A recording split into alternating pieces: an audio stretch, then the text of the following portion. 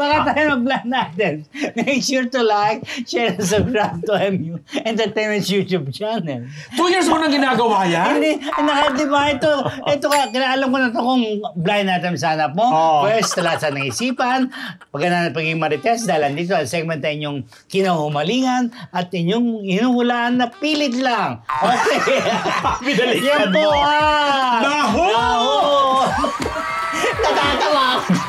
Alam mo kasi, sinabi mo kasi sabay-sabay next week, 3 magkakaibang location. Ayun nga lang ako kanina, isang lugar lang, hirap na ako kasi nandun sa mga ako sa grabe ng traffic. Grabe traffic ngayon, mahirap maglagari. Natawa ako doon sa pabasa. Pinatulan ko na ang habal-habal kanina, makatry ko makahabol pwede dito. yung puntahan niya, pero wala kang matatapos. Di ba? Dahil dyan ang unang hashtag. Walang matatapos. Kerengkeng! Kerengkeng. Okay, sa akin yan. May kinalaman sa isang male singer at sa isang hunk actor. Favorite. Eto na. Etong si male singer at si hunk actor never nagkatrabaho. Kumbaga hindi naman sila nagkasama sa isang proyekto, hindi sila nagkasama sa isang series, sa isang konsyerto, wali. Falls apart. Pero syempre, alam niyo naman, pag may mga event, magkikita sila. At yung event na yun, wala naman silang moment together. Nagkita lang sila doon dahil wala rin silang moment sa stage. Pero nagkataon parang lang. guest. Nandun sila, medyo malay. Tsaka si male singer, hamak na mas sikat kesa kay actor. So anyway, din nakita niya. Siya ang host ng event. Inobserbahan ko. Alam niyo naman, pag nawawala ako, fresh yung blind item ko. Ito na. So, pag nagkatagpo sila, wala, hindi naman ganyan. Siyempre, nag-hi si hunk actor, lalaki talaga to. So, siyempre, alam mo mga lalaki na bro, ganyan. Bro. Si male singer naman din, ganun lang naman din yung hanash. Hello, kuya. Kuya ang tawag. Kasi mas may edad si hunk actor. So, eto na. Parang yun ang favorite mo siguro. Hindi, ito na ko iba. Anyway, bago, new characters in my life. Okay. Eto na. Naloka na lang to si hunk actor na pa hindi pa siya nakakauwi. Nag-message na itong si male singer through doon sa social media account niya. Ay, so nagpalitan na. Kasi nagpalitan. Sockmed. DM. Oo. Toro. Kinonfirm, syempre malalaman mo na kung fake o hindi. Kinonfirm niya na talagang, kumuti ko ba sabi? Si male singer.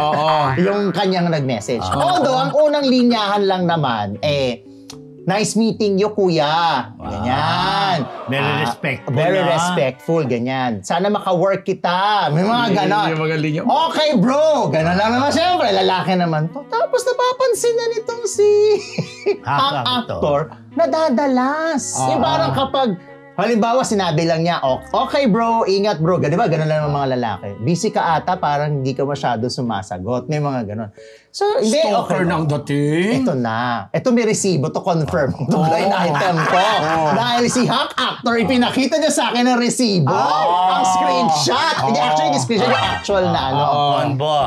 Convo. Tapos, halimbawa, nag-note lang. Di ba, alam mo yung isang note doon sa messenger? Halimbawa, nag-note ka, di ba? Parang status yun, di ba? Sinabi si singer na parang, Kaya pala naka-note ka din ngayon. sabi ni singer, may ka-chat ka ata, kuya, sino yan? Ginagalan siya. Sa fishing! Tapos parang, nalaloka tong si hunk actor. Pero ito si hunk actor, bilang taga-showbiz siya, may alam siya tungkol dito kay male singer na may nabalitaan daw siya na mahilig daw talaga itong si male singer sa mga kuya. Yung mas may edad. Or tsaka hunk na mas may edad. Yun. So ngayon, natatawa lang siya kasi nga ayaw tumigil ni male singer, nakaka-message siya kanya na lahat na lang ng aktibidades niya sa buhay, magko-comment itong si male singer. Si male singer, magaling siyang mga awit. Siyempre. Singer nga, no? Malay mo, may mga singer na out of tune. Ay, bumibirit yan. Kaya naman, kaya. Ako, yun to, nililigaw mo pa yung piritero yun eh. Kaya naman. Male singer na Male singer. grabe yung bata pa. Hindi naman. Hindi siya bata. Oo. O hindi. Baka Ano yung dating sa akin ng blind item mo? Hindi siya matanda. Pero, hindi kasi medyo maalayo agwat no edad ni Hank Actor. Tsaka siya. Si Hank Actor, Siya ba? Sino niya? Ewan ko Hindi. ba? Brain mo yan! Sino si ang actor? Kasi ang actor di mo masyadong mahulaan. Pero ano naman to, kilala to ng mga bading. Basta pag mga bading, Siyempre. pag pinangalanan ko, knows nila yan. Kasi magkasama sila sa isang network. hindi, walang network si Hank Actor eh. Wala. Ano lang siya, freelance. Male singer? Oo. Alam mo, Bakit confirm. umaabot na sa puntong yan? Umabot sa puntong. Totoo nga, pinakita sa'yo? Tinichinek ko Ang yung nagpakita sa'yo si Hank Actor. Teka, yeah. si Hank Actor ang nagpakita sa'yo. Siya yun ang friend mo. siya. Ka-gymmate mo yun eh. Oo. Grabe. Sabi niya, ang tawag sa akin ni Hank Actor, bro. Bro, tingnan. Sabi niya, bro, tingnan mo to si male singer. Oo. Pero si hindi naman niya hindi naman niya pinakita sa akin para i-blind item or what. Ako na nag-volunteer blind item ko yun. Baka blind naman item, blind item. ina-idolize lang ni singer. Si Hank Actor? nakuya-kuyahan. Ano naman yung idolize? Sorry doon sa Hank Actor ha. Ano may idolize sa katawan. doon? Ganda ng katawan. Baka. Oo. Napag-usapan ba nila yung katawan Iba. ng Hindi. actor? Hindi, pero meron lang doon na parang may tanong about gym. Baka naman ganun. Baka lang gano'n. Baka ikaw yung- Baka gusto maging gym buddies. Hindi, iba yung mga tono eh. Alam mo, pag nabasa mo, sana pala yung screenshot. Hindi kasi, hindi na screenshot eh. Inano niya eh, ganun. Picturean mo nga. Ganun niya sa akin. Kami mo kay Hank Actor. Parang ano naman yan si Hank Actor parang si ano. Sino? Sino ba yun? Yung si Anthony Jennings. Hindi binubura. Oo, hindi niya Pinapakita binura. talaga, ano? Hindi niya binura. Naku, Proud na siya. Ano yan? Pwede scandal na ba? Hindi naman. Pero, Hindi na wala namang sexual undertone. Pero kapag ikaw ay... wala naman pala eh. Hindi naman. Hindi naman yung level na touch me or or touch Pero myself. bilang kilala si Hank Actor ng mga bading, yun. may chance. Mention. Sige na nga. Oh, anyway. Dahil... Talaga, na ano lang ako, abot na siya sa puntong ganyan. Ako rin. Hindi, nagulat din ako. Ay, ako hindi ako nagulat. Ako naman sabi ko, para ang lakas ng loob ni male singer. Para although kasi si Hank Actor, hindi niya, not for now. Wala naman siya ugali na mag-post ng screenshot. Tsaka yung magpa-interview na sabihin niya gano'n. Kamali siya, na sa akin niya sinabi. Ay, ito pa Marites. Nag-blind item Saan ko. event nga ito? Dahil dyan! Eto na! WTFU sa YouTube at Spotify. Siyempre, Salazar Dental Clinic sa Hair Shop Salon. Thank you kay Miss Belle Constantino na Stan Empire. Miss Belle! Merry Christmas! Merry Christmas. Si Gracie Cornejo, thank you din sa pinadala Oy, mo. Gracie! Salamat din. Tapos kay Alan Diones, kay Cici Solis McDonald, kay Lito Maniago. Ayan. Hello, thank you sa inyong lahat. Pero baka mapasalamatan to. Yun na yun. Go. Syempre, yung TikTok Live, December 21, 7 p.m. Go. Yun na. Next hashtag. Edit out. Edit out. Kasi nga, may kinalaman nito sa isang female personality na ang hilig-hilig mag-cover ng napakabubonggang mga international event. Di ba? Kasi napapanahon ngayon ng Ang mga... dali.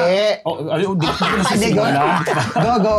Napapanahon kasi ngayon, syempre mag-year end na. So, uso na ngayon yung mga kaganapan na nangyari sa buong 2024. So, may mga eksena doon na sa isang coverage niya, naloka siya kasi pagkatabi niya itong naging representative ng Philippines, nagmumukha daw siyang lola. Kung hindi man tita, lola talaga kasi yung pagka-makeup siguro, itsura talagang tinatalbogan siya kasi syempre naman, beauty queen naman talaga yung tinatabihan niya at ini-interview niya. So nung time na nag-i-edit na ngayon, according sa mga kaibigan natin, ng mga editors dyan, talagang sabi, i-edit out daw yung mga eksenang gano'n at palitan na lang nung, parang dayain ba, i-edit na idudugtong yung mga dati niyang itsura na feeling niya ay maganda siya para hindi daw siya magmukhang tita, ate o lola o nanay noong ini-interview niya. Pwede ba yun? Ay, yun ang magic ng editing.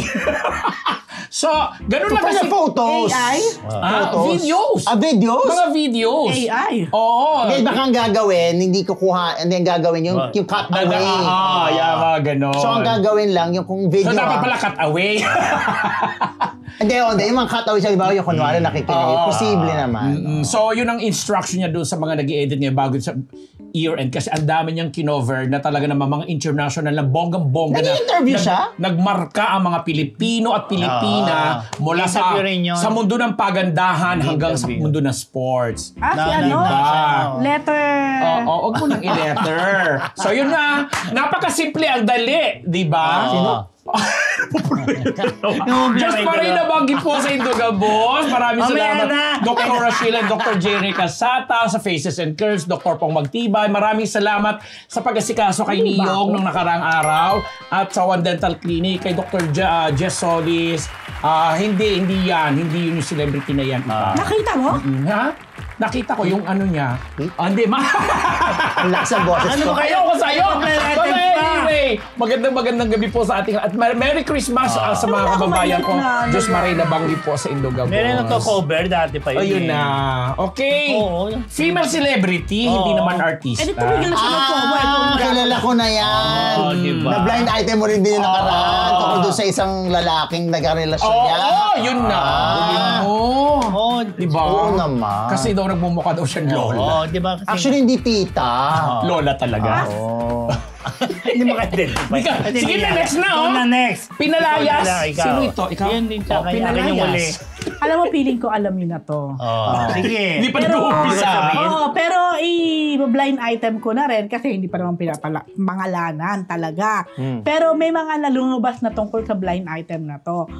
Kailan lang to napag-usapan dahil kailan lang to nangyari. Sa isang MediaCon ng isang anyway, medyo lumalabas naman ng isang entry sa Metro Manila Film Festival. Ay!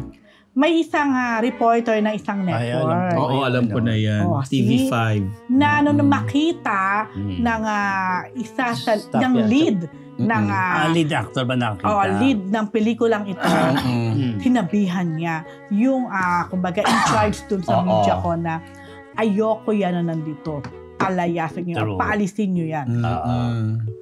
So ito namang Masunurin, in charge, diba? Oo. talaga Sinabi. pinuntahan niya yung, kumbaga, nagkataon lang, yun ang pinadala. Actually, Assignment. walang anything itong si lead dun sa reporter na pinadala. Ang galit Concern niya. niya dun sa network. Sa network. Dahil, Sinabi ko na yung network talaga kanina. Sinabi Nung mo? narinig nila. Oo. So, narinig ko. nila. Narinig nila. Oo. Sinabi ko. Grabe, ay hindi ko confirm yun. May history kasi ang lead actor dun sa network. Kaya siguro meron pa siyang dala-dala, may galit pa rin siya. So, dinamay-damay. Wait, yung reporter, babae, lalaki? Lalaki. Lalaki. Lalaki. Pero hindi to, sabi ko nga, Wala isa na kinalaman lang si reporter. Nagkataon lang na siya yung pinadala. Kahit Pa-assignment sino yung lang. nandun na Assignment ang lang sa kanya. nilarepresent niya yung network, ganun din. Ganun din ang training Kaya sa lang, kanya. parang sabi nga, sana hindi naman pinalayas. Kung ako naman yung in charge ng press con, sasabihin ko doon sa lead, nandyan na yan. Mas hindi magiging maganda kung magpapaalis tayo. Oo, kasi nagpi-playing powerful invited siya. sila eh. Correct. Hindi naman sila gaka. At ang nag-invite yung organization. Oo, hayaan na lang. After this, kung magkakaroon uli ng media con, hindi na i-invite, di ba? Wag na lang. Oo. Kaso pinaalis. Or, kung talaga may ano siya, di wag niyang pansin, wag siya magpa-interview after nung, di ba yung mga interview angle, pwede naman na wag na magpa-interview. Kung ayaw niya talaga ha, pero yung paalisin, Wala, pinaalis talaga. At umalis naman na. Masunurin naman yung yung staff, yung reporter Inaano. tsaka yung crew niya umalis. sino yung lead actor? Sorry, hindi ko kilala. Sino ba bina-blind item dito? Hindi yung lead actor, gusto ko malaman. Hindi ko alam yan. Ngayon natin sasabihin. Sabi niya, basta may entry. Ngayong Tayo na lang ang Metro ano ko, Manila. may Lead entry, actor. lead siya. Hindi ko na sabihin ko actor o actre. Hindi ba Bahala alam na ko kayo. to? Siyempre, madali na mahulaan. Ilan lang ang entry. Sampu yun, no? Para makinig yung in charge sa press con, ibig sabihin, medyo powerful. Powerful Di siya. ba? O, yun na lang yun. Naalala ko bigla si Nelson Canlas naman doon sa isang Iba event sa naman ang DOH. Oo. pangyayari. Nauuso yung mga ganun, Pero hindi si Nelson Canlas ito, ha? Iba kasi MMFF po itong pinag-uusapan. Tsaka binanggit mo yung network, hindi naman taga doon si Nelson. Oo nga. Kapatid niya si Rose. O, dahil dyan babati na ako. di So, ba? syempre una, hello Tita Bebot Santos ng Colorete.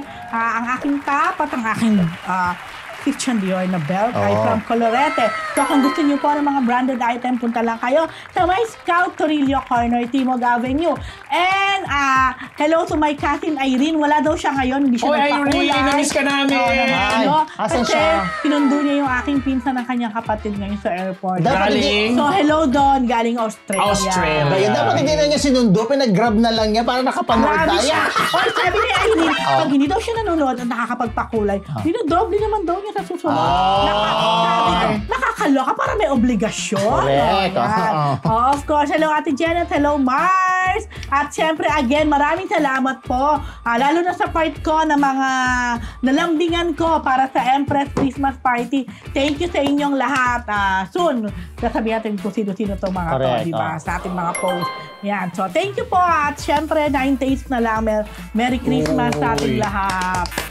Yes, next hashtag. Meron pa ba? Meron Yeah, pa si last June na. pa. Enough. Maxi na lang yung tama na yan. Enough. Enough. Enough na. Huwag na may mag-tigil na kayo. Hindi, yung male personality na controversial ngayon, para bang naging jowa niya isang mas may edad sa kanya na nakialam sa kanyang karir. Tapos pati pagdating sa pera, sa kinikita, yung babayang nagbibigay sa mga magulang, kung anong bigay ng babae, yun lang. Dapat nagli-live-in na sila? Oo, naglibin na rin sila dyan, di ba? Kumbaga, kaya nga nung sumabog ang itong male personality, nagkaroon ng bagong karelasyon, siyempre na-embiyan na yung Senior citizen. Oo, senior citizen. Hindi naman senior citizen, di ba? O, di mas senior sa kanya. Oo, mas senior sa kanya. So, napuno na yung si male personality. Sabi niya, enough! Ayoko na sa iyo. Dito na ako kay ganyan. Masariwa, Oo, masariwa. So he left the building. Yeah. I was At hindi- born yesterday. At hindi pinakikialaman ng kinikita. Oo. Kasi parang kasi nga ay. breadwinner din yung male personality. Tapos parang yung tinitipid, sinachani yung binibigay sa magulang. Chinachane. Yes. Gusto ko Yun yung na yun. chane. Enough. Oh, enough. Janet, Wala na. Ganun ba yun? Tama. Wala nang ibang yun? clue. Wala basta... Itong male Oh, personality. basta naging Napapanood- headline sila. Both of them? Recently. Both of Oo. them naging headline? Yes. Enough. Enough. Di ba? Parang... Isa pa daw na enough. Ha? Isa pa daw na enough. Enough! Effects. Mahal ka talaga ni siya, binibigyan ka ng May sound effect. effect. May effect. Sino muna? Bakit ba? Nasa mundo ng telebisyon. Basta maraming salamat po sa ating viewers. 1,100. 100 plus. Maraming thank Thank you. Salamat po. you. Tandaan nyo, 9 days to go before Christmas. At second simbang gabi mamaya, anticipated. Bukas yung Misa de Gallo. Madaling araw. At thank you, Jun Lalin. Kanina sa iyong pahabi. Oy, thank you. Diba? Okay, si Mano, hula-hula na po. Yan po ang daho mula sa Marites University!